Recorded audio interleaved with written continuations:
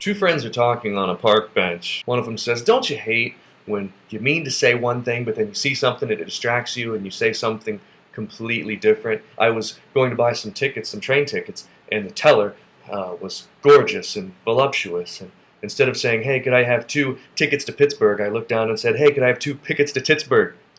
And he said, "I felt awful, and I hate when that happens." And the guy said, "Yeah, I know what you mean. The other day, I was having dinner with my wife, and instead of saying, 'Hey, honey, could you please pass the rolls?' I said, 'You ruined my life, you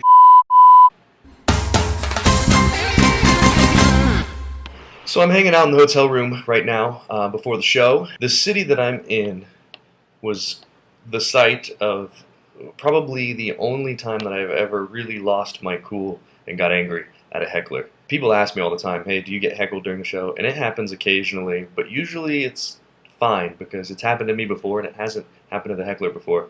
So I win. I'm usually fine with it. But this particular time, early in the show, this guy was talking a lot. And he was making jokes, and the people around him could hear him, but he didn't know I could hear him too. And I just was going on with my show and letting him make his jokes, and some of the stuff he was saying was pretty funny. I probably would have laughed if I were one of his friends, but guess what? There's a show going on. So I just lost my cool after a while. He said a couple things that were almost along the lines of like racist jokes during the show, and I lost it, and I stopped, and I looked at him, and I said, "Hey, shut up, this is my show." And the audience just erupted, because apparently he'd been pissing them off too. And they sat and clapped and cheered forever, and he quickly learned that the 600 people in the room were not on his side and didn't want to hear it, and he was quiet for the rest of the show. So I won that one, even though I didn't say anything clever or witty. Just told him to shut the fuck up. But what happened later in the show made up for it. There was a fly buzzing around my head, and I reached up real quick and grabbed the fly, and I caught it in my hand. That never happens. I caught the fly in my hand, and I could feel him in there buzzing around, and I yelled into my hand, "Shut up, this is my show."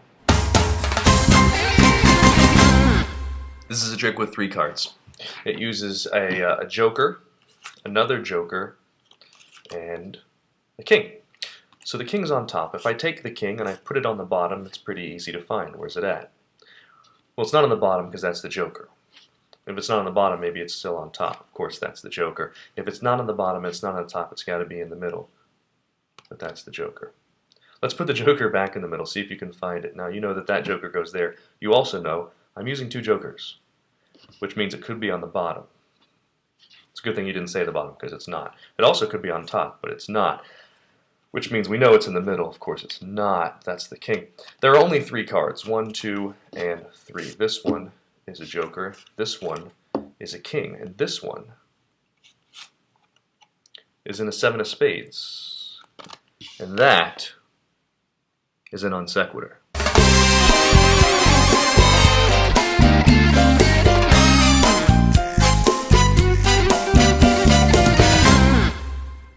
Non sequitur, in formal logic, is an argument in which its conclusion does not follow from its premises.